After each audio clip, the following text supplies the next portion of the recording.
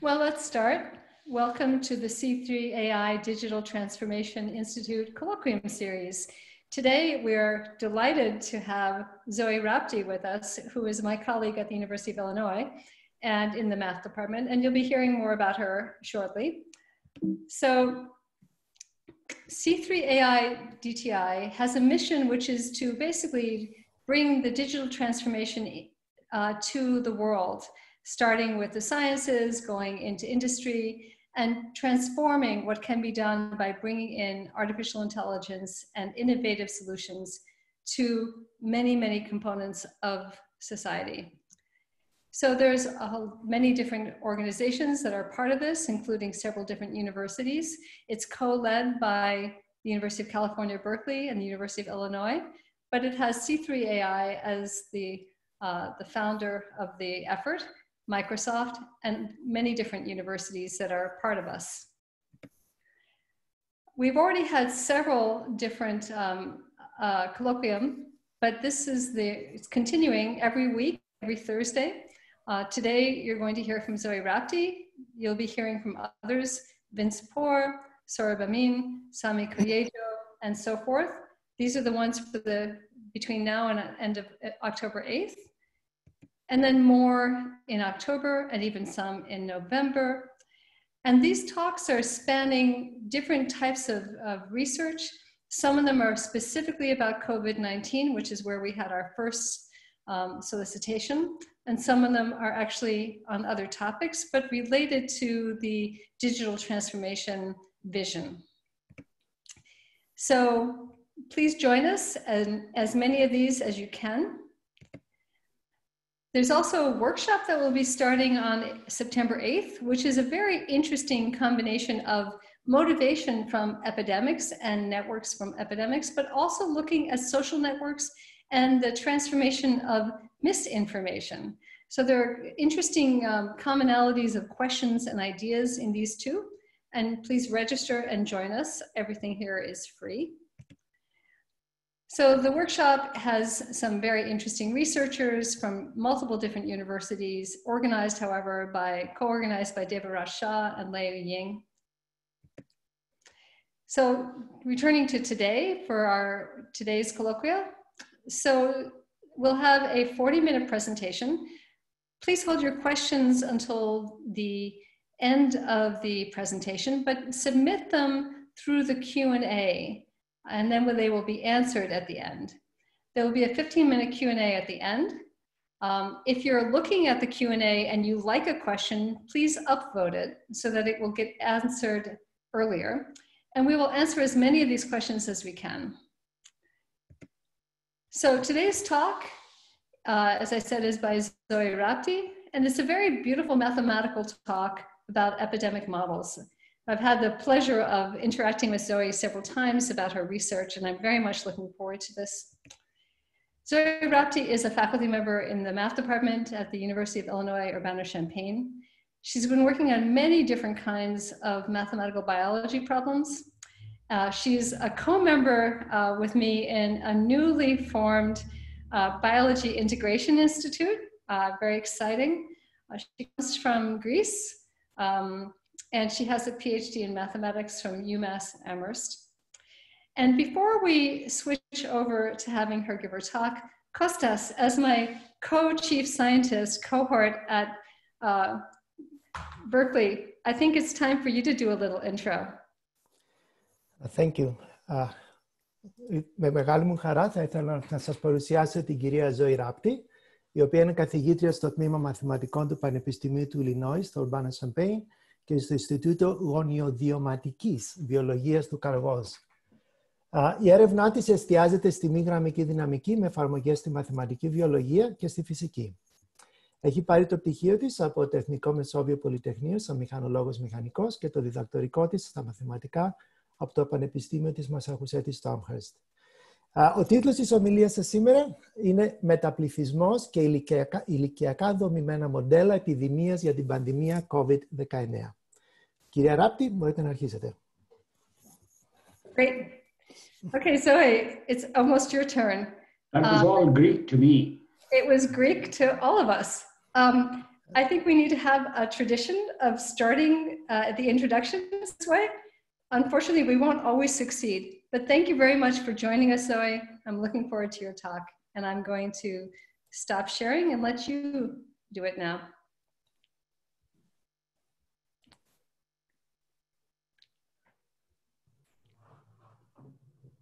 All right, so can everybody see my screen? Yes. All right, so Ευχαριστώ Costa, that was very unexpected. I've never had anyone introduce me in Greek before, so that's a first one for sure. And another thing that's a first one is that this is my first virtual talk. So before I start, I would like to thank Tandy for the and Kostas for the introduction and the invitation, and also to thank my collaborators, some of whom are Greek, for working so hard on this project with me. You can see their names down at the bottom of my screen here. Jesus is actually in Spain, but the rest of them are Greeks around the US, and QY is at UMass, which is where I got my PhD from. All right. So as people before me said, as Tandy and Kostas said, I'm going to talk about metapopulation and age structure epidemic models. Let me begin. Okay, perfect. Okay, so if this were an actual talk, I would give this quote and I would ask people when do they think it's coming from, like what era? So let me read the quote for everyone. It says, given for one instant an intelligence sufficiently vast to submit this data to analysis, for it nothing would be uncertain and the future as the past would be present to its eyes. So that seems very relevant to me today, but it is actually a quote that is more than 200 years old. It was written by Pierre-Simon Laplace in his book that is called A Philosophical Essay on Probabilities. And actually it's even older than that, because what Laplace states in the introduction is that these notes of his, they were based on lectures that he gave 20 years before that. And then even more interestingly for me, he also has another statement. He says, with the same data, two persons arrive at different results, especially in very complicated questions. Now, I don't think anybody's gonna disagree with me if I say that COVID-19 is a very complicated disease. And if we fast forward 200 years, QY actually sent me this paper. It's, the title is, Why is it difficult to accurately predict the COVID-19 epidemic? And it was published back in March in this Journal of Infectious Disease Modeling. So in that paper, what they talk about is that in some cases, the best fit parameter values are effectively non-unique. And they even went further and they proved to us that there is a continuum of parameter values that cause the model to fit the data approximately equally as well. And I'm going to show you a picture from that paper to convince you as well. And then they go on to explain that we believe that this non-identifiability is the reason for the wide variability in published model predictions of the COVID-19 epidemic. Now, if you have been checking archives like the Math Archive, MedArchive, BioArchive, there's lots and lots of papers there. And if you try to look at parameters, they all seem to come up with a different estimate, different confidence interval. And sometimes what is happening is that they're actually using the same data. Of course, the model may be slightly different, but there's great variation in parameter estimates. So why is it important and why does the timing matter here? So this particular paper that I'm mentioning, it appeared in March. And back then, data was scarce. We only had data from the Hubei province because it hadn't started yet in places like Italy or Spain. So it was very early in what we now know is a pandemic. And modeling efforts like these ones, they were very important because this is all we had to mitigate the disease. So what was happening is that there were no known cures. Still, there's no vaccine, although there's hope we're going to get one soon. And these non-nosocomial interventions, as they are called, they are all we could do. So, but if you want to plan and strategize for an intervention, you have to know what effect the measures are going to have. So you need modeling to do that. So the problem with non-identifiability is that if you're not confident in the parameters that you estimate, then you're not confident in the effect that the measures are going to have in the mitigation. So, so what happens? What happens now? So this parameter identifiability idea in biological models goes back to the 70s. And there are various definitions and various differences, but I'm gonna focus on two here. So first I would like to explain what structural identifiability is, and then I will explain what practical identifiability is and what do they mean for the model and the data. Okay, so structural identifiability has nothing to do with data. It's just a property of the system, and it has to do with what type of observations you have.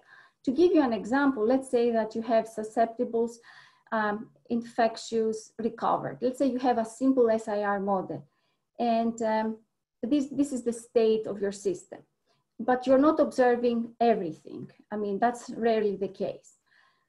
So what happens is you have an observation, and at this point, we don't care about the quality of the observation, we care about the nature. What is this observation? Is it just the recovered? Can you do some testing and figure out what the prevalence is at different times in the population? So this is what I mean when I say the nature of the observations. You need to have structural identifiability in order to start working with real world data, because real world data, they're never perfect, they're noisy, and they're gonna cause you additional problems. But you have to start with a model that is structurally identifiable. Now, once you have this model, which basically, if it is identifiable, it tells you that there is a unique way to determine the parameters of your model from the available observations, then you have to worry about the quantity and quality of data. So what practical identifiability does is it expands the previous best case scenario to examine what this quantity and quality of data is going to do for your model.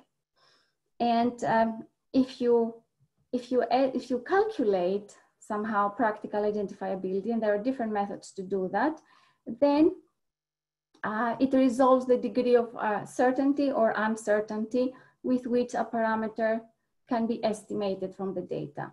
And I have a reference here at the bottom for those who want to read more about this, this issue. Now, there are other definitions that people might think. There's global identifiability, local identifiability. Global means that no matter where you start looking for your parameter value, you're going to find a unique one. Local means that sometimes you may have two choices, let's say. So it's like you're solving a quadratic equation and you have two answers. If you know roughly where to look for, then it's identifiable, like it's in a neighborhood of the correct parameter value. And so you can get 2 or 3, like a finite number of choices, to put it this way. And there are different ways to attack this, this problem. But before I explain how to attack it, I would like to frame it mathematically. So let's write a generic system here. Let's say that we have our system. It's an OD system. So I'm talking about identifiability of OD systems. So we have x prime of t is equal to f xtp. Here, x of t are my model states. Talking about COVID, this could be susceptibles, exposed, symptomatically infectious, asymptomatically infectious, pre-symptomatics, hospitalized, however you want to model the system, however you want to model the disease. So f here is an n-dimensional vector valued function describing the system, and p is what we call dynamic parameters because they are part of the dynamical system. And then we have y. These are the observables. So this is, for example, what are you monitoring? What observations are you able to make based on what data you're getting from the health authorities? Do you have hospitalization numbers, fatalities, this type of thing? So you put them in an equation. So here you have the observations, and you have how these depend on the model states. And you also may have scaling parameters. Now, why would you have scaling parameters here? Let me give you an example, and you're going to see a more practical example in a few slides. But sometimes you're not observing the actual thing, you're observing a proportion of what's happening. So that unknown proportion is going to be, for example, one of your scaling parameters.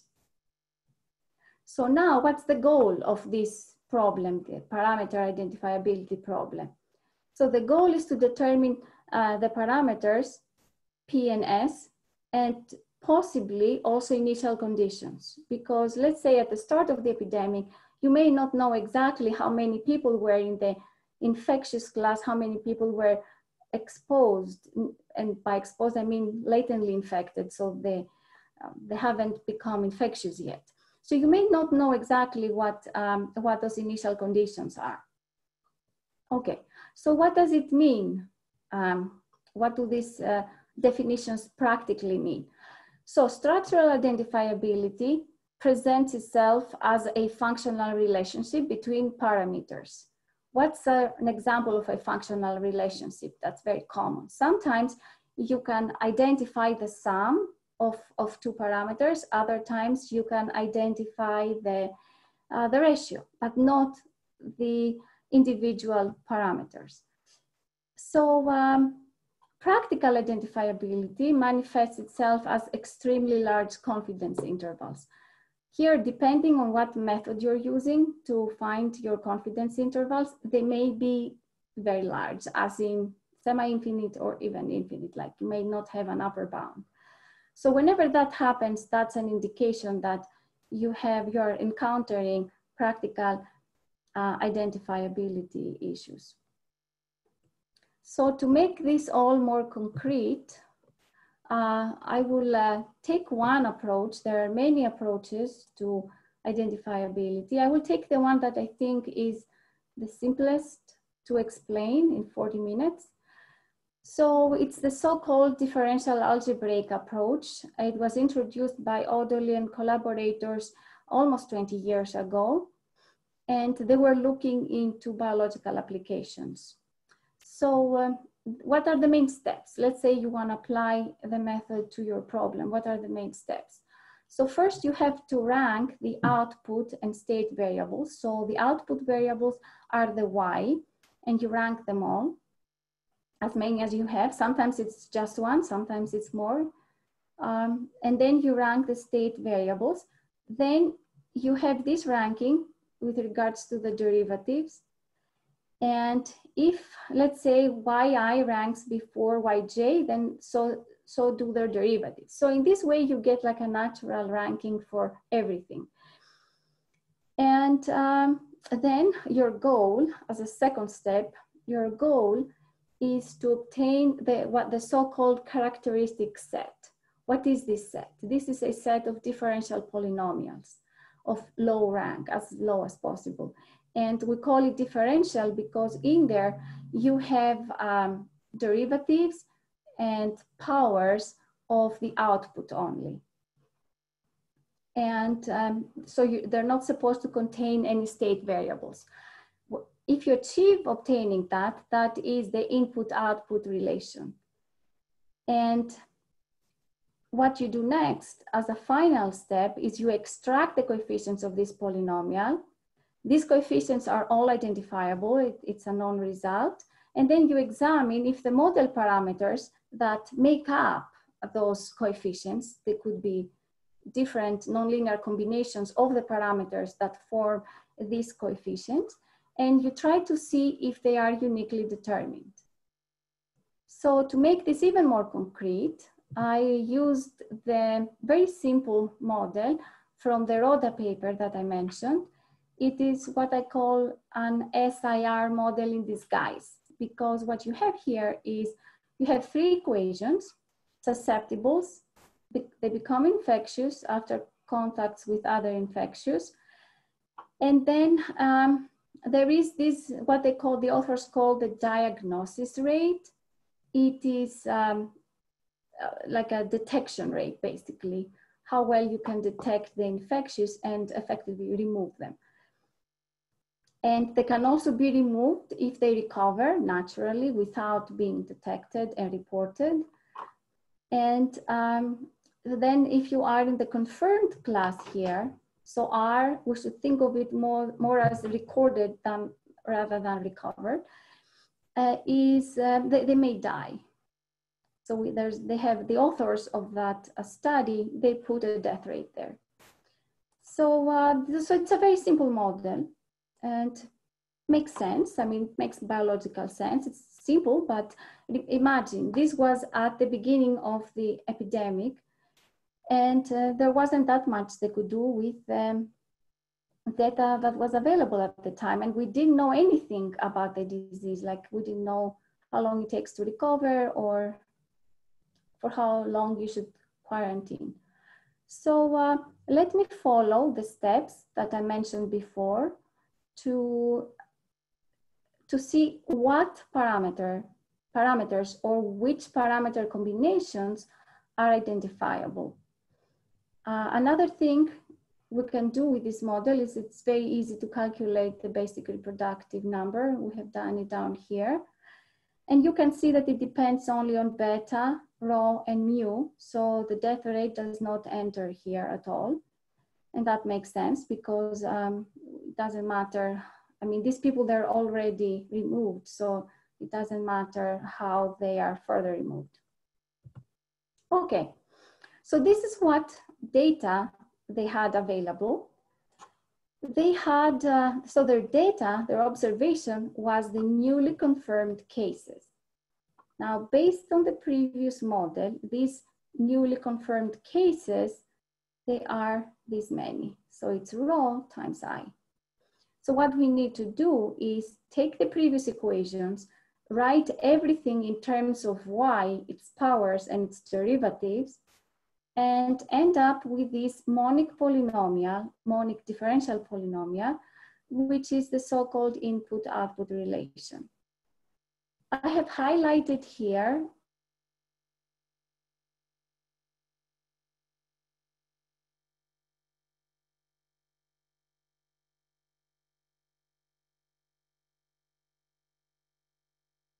model parameters. So we have the ratio beta over rho. Beta is the transmission rate. Rho is the confirmation rate. And then we have rho plus mu. Mu was the recovery rate.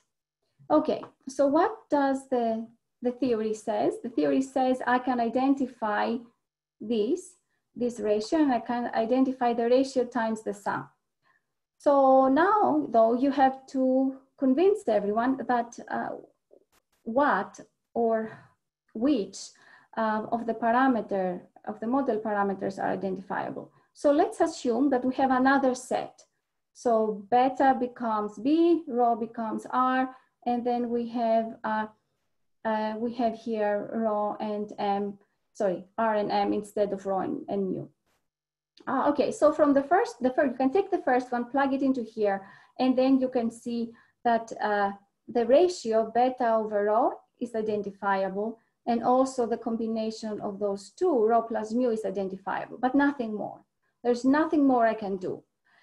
So that was a very simple calculation. It doesn't take very long to perform. I basically, with this calculation, I recreated what they found in the paper. So what they state is that we detected a linkage between the transmission rate beta and the diagnosis rate rho. All right, so how did they do it? So what they did is they used the Bayesian inference using a Markov-Chain Monte Carlo algorithm. And they did a fantastic job, because when they projected the posterior distribution in the parameter space of beta and rho, they got a straight line. So this straight line basically says the same thing as my calculation, that you can find, the slope of those two. The slope is constant here. It's a line, it's an actual line, but not the individual parameters. And that was very bad. And they knew it was very bad, because it means that you cannot know from the model what the transmission rate is. And if you don't know what the transmission rate is, you cannot plan any mitigation strategies. So what they did to resolve this was to go to this line and take the endpoints as a best and worst case scenario, and then they ran some simulations. And unfortunately, in cases like that, in cases of structural unidentifiability, this is the best thing you can do. There's nothing more. You have no confidence in the parameters that you're getting. So what can be done? Can this be fixed? Well, not with the previous model, but if it's early in the epidemic, you can get away and try a simple model. So Evans et al. In 2005, they were studying measles, and what they did is they used an equally simplified model, another SIR model. Here, what I show is not the actual populations, but the fractions of the populations. And beta is still the transmission rate, gamma here is the recovery rate, and tau is the birth-death rate. So you can see that we have constant population here, because tau minus tau s, tau I, and tau r are equal to 0. So the population is conserved. Okay, so next, let's see what happens if we study what they did in that paper. So they assumed that the observation was the proportion of prevalence, and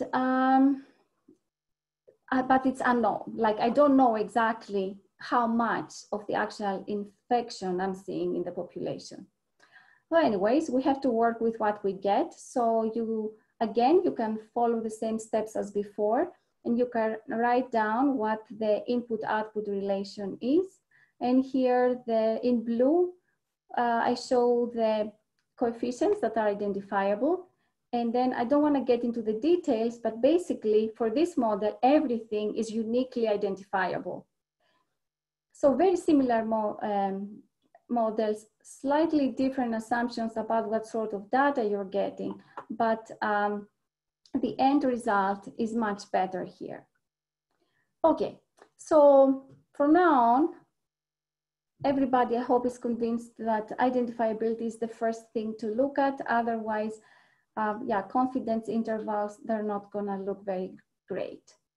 Okay, but we're not in March. Now we are in September, and we know way more about the disease.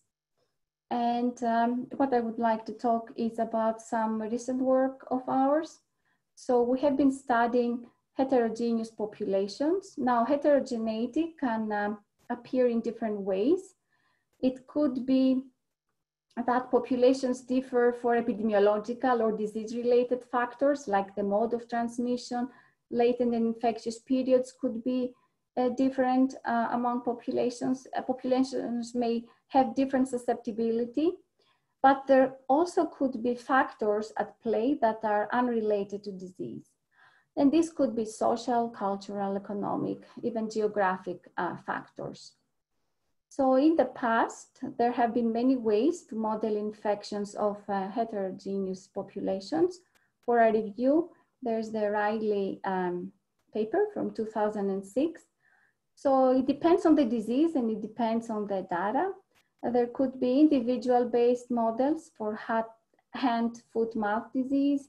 Metapopulation models have been used for measles and the 203 SARS. And then we have network models or multi-group models, and these have been used routinely for the spread of pandemics. So what is it that we have done? We took the simplest possible approach. We took a two-group model, and we split the population into these two groups based on socio-demographic criteria. For example, one group had age less or equal to 65 years old, and the other was above 65 years old. There are many ways to, of course, split a population into groups, but there's research that suggests that these two groups, they have differences in mean daily number of contacts. And also another reason why it was split like that is because in most countries, European and North American, 65 to 67 years old is when people retire. And that changes their network of contacts, their number of contacts everywhere. Now there's the model here, and I'm not going to go through it. It's in tiny font on purpose. What I'm going to do is I will explain it in the next slide. Okay, so here I just show the one group group model, one population model.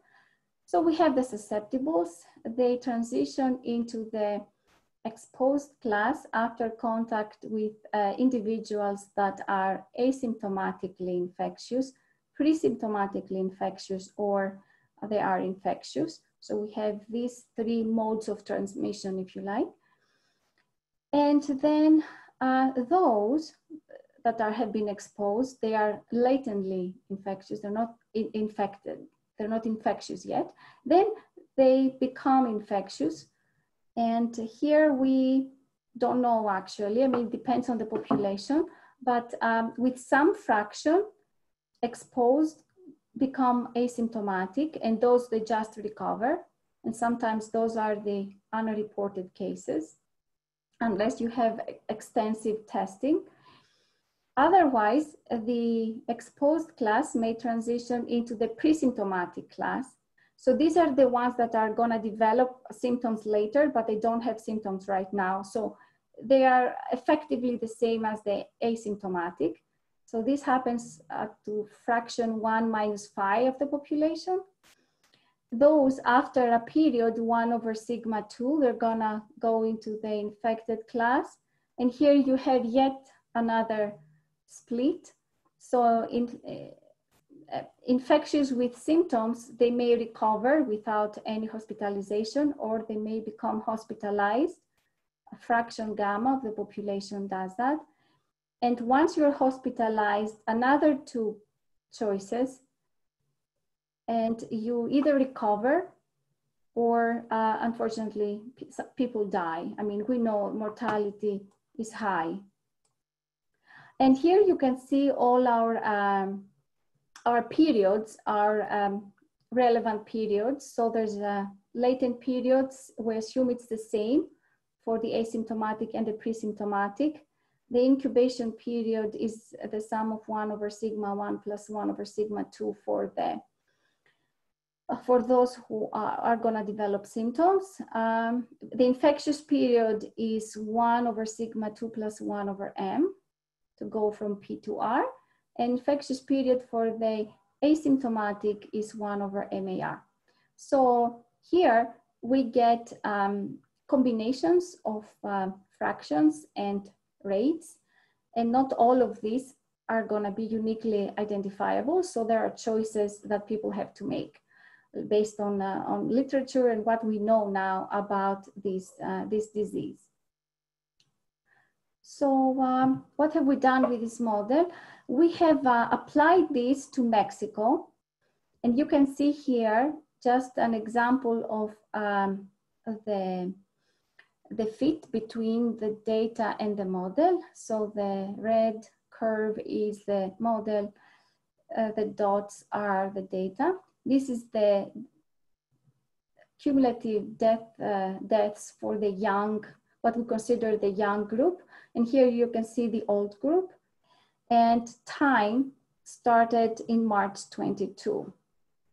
Now, one of the things that's sorry. Here. Okay, one of the things that's interesting when you have a two-group model is that how to calculate R naught and how does it depend on various things. So here, this is the R naught for the entire two population model. And if you want to see what the contributions of the various parts are, so this first component along this first column is the pre-symptomatic contribution, to put it that way. And then you have the asymptomatic, and then you have the symptomatic. So this is PAI. And we do this for the young group. Let's say you only have young people who infect young people, or old infect old, or you may have a young group and no one is infected there, but because they are in contact with the older group, then the older infect the young, and here it's the opposite, the young infect the old. Now, when people, they say, oh, we're gonna protect the old and by telling them to stay at home, and if you let the young people just move freely, then that causes a problem, because you cannot, I mean, if the two populations interact, you cannot just isolate them artificially in a model and say, I'm considering them separately, because that is a really great underestimate of what is happening. And the same thing is true about metapopulations. If you have a state, you cannot just cut it in two pieces and say, oh, this is where I have high density of population, and this is where things are gonna get difficult. You have to consider what is happening in both.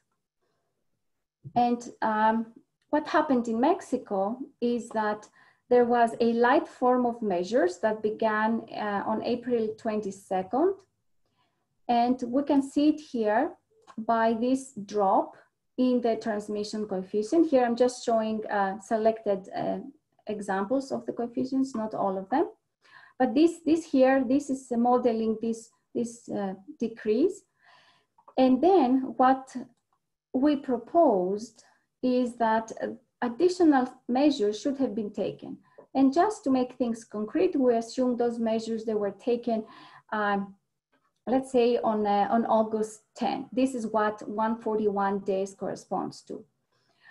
So these additional measures, they have been coded here into our model. And you can see the effect right here. There's this jump again in beta. And of course, we assume that the additional measures, they only affect those who are asymptomatic or pre-symptomatic, because those who are who have symptoms, they should have been in isolation anyways.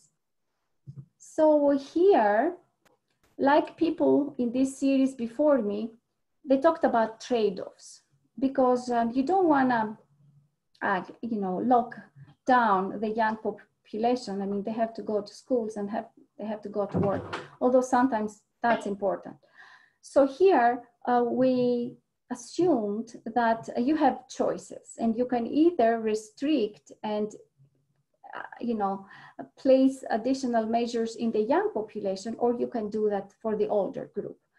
And what this black curve corresponds to, that's the barrier between the effective reproductive number being higher than 1 or less than 1. Now, when you have zeta equal to 1, that corresponds to no additional measures for, let's say, the young population. And you can see by how much by how much the old they have to bring their transmission rate down. And based on the Mexico data, we got some estimates. And you can see here also that, for example, if you isolate, it's what I said before, if you isolate the populations and you say, oh, I'm going to consider only the young one or only the old one, then you're getting R naughts that are much, much smaller in one case than what happens if you put them all together. And the same thing, although a little bit better, is what we see at the beginning of social distancing. Now so this is one part of our work. Another part of our work has to do with the spatial spread of disease. So, and as an example, we took Spain, in particular, the autonomous community of Andalusia. So here, what I show is actually a simulation from our model. And Spain had a different history, a little bit different than, actually a lot different than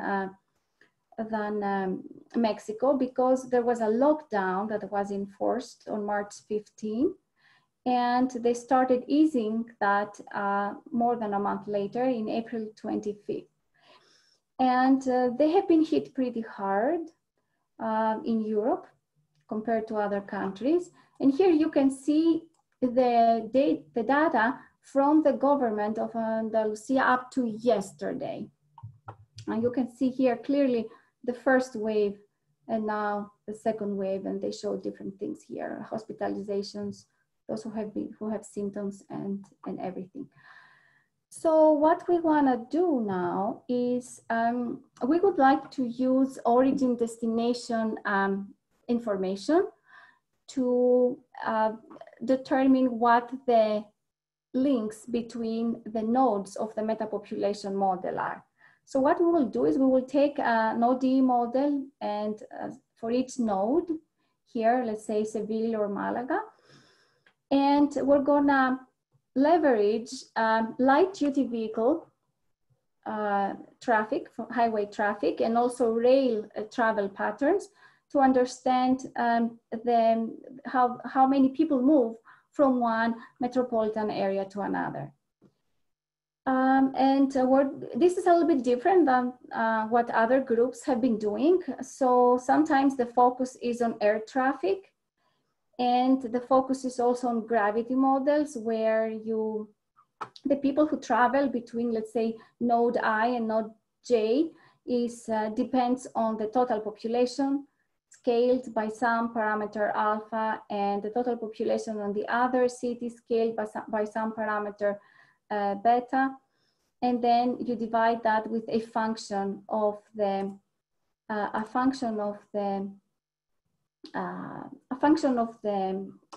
distance between the two cities that has to be calibrated from models. So instead, we're going to use what the so-called origin destination matrices. So what we assume we know is sparse traffic counts from the rail and the highways. So you can see here again the highway network and the rail network of Andalusia. In particular, we assume that we have the link volumes along, let's say, a link alpha in the network of n nodes with m links. And we would like to get the trip matrix entries that tell us how trips happen between origin I and destination J. In particular, we assume that somehow we can learn the proportion of trips with origin I and destination J through link alpha.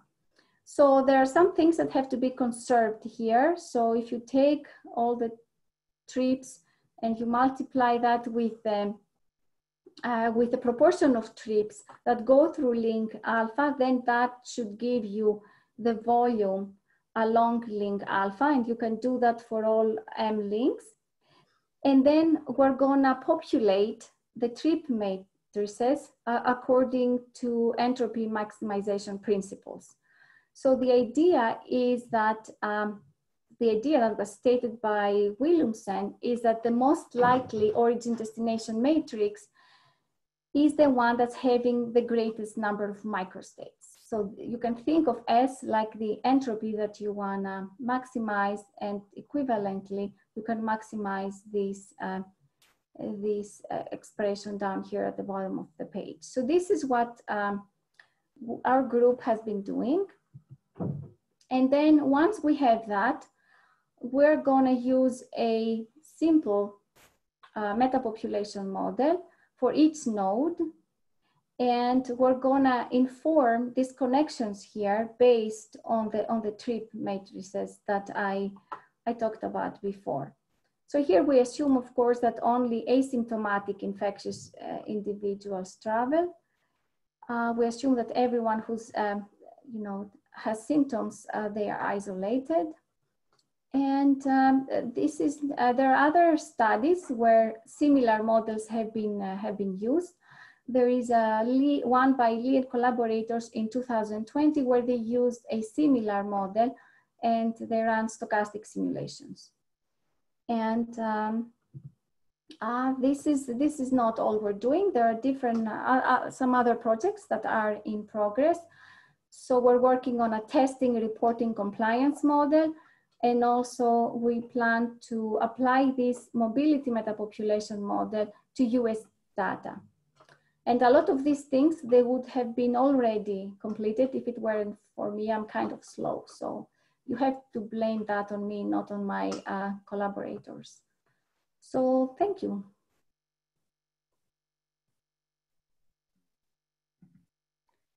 Thank you, Zoi. That's great. We do have some questions in the Q&A, but I just want to say I really enjoyed your talk. And I also think about identifiability, as you know. So it was wonderful to see this concept coming up in this area. It's very natural and very interesting. Okay, so I'm going to take some questions from the Q&A. And the first one is, how do you avoid overfitting the model to the data? And that's a pretty generic question, but it's coming from Cecilia Gentle. Go ahead. Yes, so overfitting meaning that I have, I'm not sure I understand what, I mean, like you said, it's very generic. How would I be overfitting? I mean, can Cecilia give me an example? Cecilia, if you're still on, you could add something to your question and that would help. In the meantime, do you want me to move to the second one?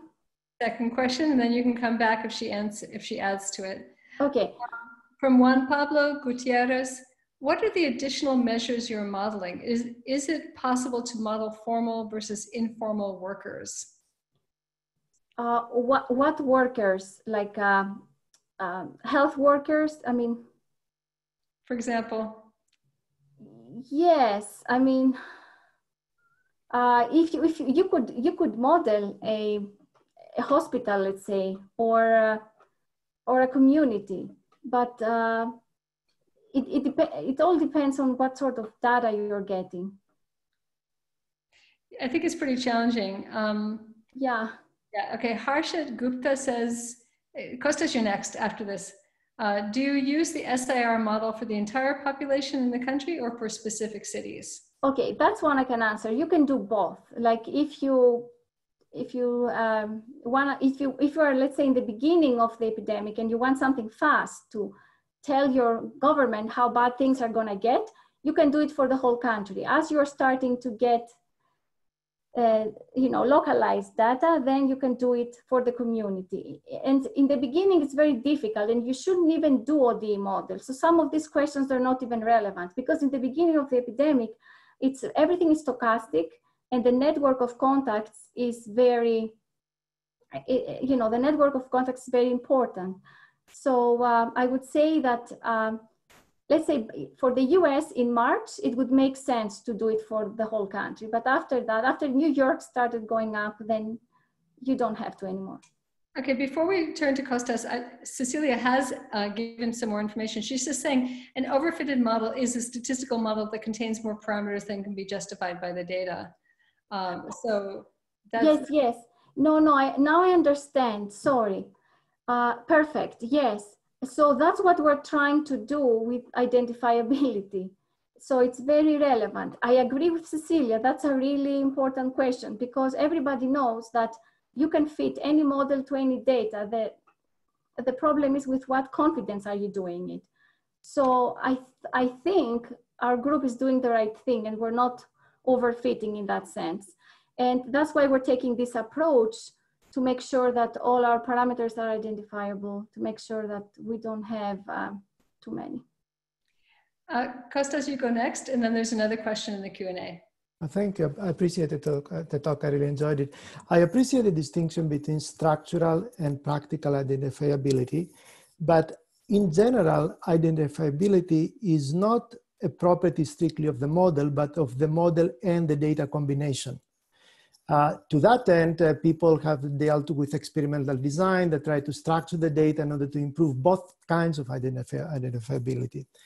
Obviously, you cannot do an experimental design in COVID-19, but maybe you can emulate one by mixing data from different regions, different policies, different countries, different populations, and so on, thus improving the identifiability of those parameters. What are your thoughts to that? So, for example, it is a known result that if you fit to cumulative cases, you avoid a lot of the noise that you get when you have, the daily incidences. Sure. So in that sense, you can smooth your data and you can get a better fitting. Some people say you shouldn't be doing that because it makes your confidence intervals smaller and that's artificial. So, I think aggregating the data definitely is going to help. And another thing is that there are other techniques to go about this. So the engineers, they have something which they call observability, and they have the observability run condition. And there are different ways to approach this. And I agree that the structural is not only a property of the model, it's combined model and observations, but not the quality of the observations, it's the nature of the observations. That's right. So another thing you could do to improve things is to change the model, like the nature of the model. Instead of an ODE, you could try a stochastic model, and that may help. But in general, it's a problem I think that everybody's facing. I mean, sometimes you read papers and they have a really, really big confidence interval. Right. And yeah. So Harshit has a follow-up with his question. He says, do you find any similarities or differences across different cities than after you apply it more locally? I hope I will have that answer in a couple of months. We haven't checked. So I actually will follow up on this because I've been thinking about our experience at Champaign-Urbana. I'm wondering to what extent the models that might be natural and workable at larger scale, populations, are they more likely to fail on the small scale because of behavior? Probably. Sort of like a population level effect. I mean, do you have any thoughts? I think it's similar to what Harshit might be asking. Small versus large population, small community versus a large community. Is there a problem with fitting models because of the population size? I would definitely think so. Yeah, same reason why, for example, let's say you have a college community, right? Yes, it's going to be, very different. Right. Okay, I have, sorry, Kostas, do you have any other questions you want to ask? Shrikant, you have a question? You're muted. Shrikant, you're muted. With respect to this question that Tandy just asked about small versus large populations. So I guess this differential equation model is a sort of a functional law of large numbers for Markov chains. So one should be able to have, are there works that characterize the central limit theorem around this? It's a functional central limit theorem and should be able to understand what happens for smaller values of n, if n is the population size. At least you should be able to give analytical expressions for the errors that you have, some probabilistic expressions, yeah. Yes, I think you should. Yeah, I haven't looked into this, but because we have been studying, regions with very large populations and big cities, big metropolitan areas. But I think, yeah, you can get errors in this way. Okay, I'm going to ask another question. How do we perform parameter identifiability for large, i.e. high dimensional systems? Okay, you cannot do it clearly by hand in a couple of lines. There are packages for that, like software packages. One is called Daisy, like the flower, and the other is called Ear, like our listening device. And there are many others. So basically they're like a black box type of software where you put your model in and they tell you at least if it is structurally identifiable. Is there another question? Because if not, I have another question to ask. Okay, because we just have, I think, time for maybe one more question. Do we need to ensure parameter identifiability in stochastic models? We do. There is, so people who study stochastic models, they have this weak notion, they call it weak identifiability. And the answer is yes, because you could also end up having, just like the Rhoda paper, you could have correlated parameters there as well. So the answer is yes. Okay. I guess I'm going to ask you one more thing, which is that about these models. What about modeling human behavior? I mean, this is the challenge, right? You'd like to be able to make predictions, but the predictions depend upon human behavior. So this is not a mathematical question. It's more or less a question of, do you have any ideas about how to deal with this?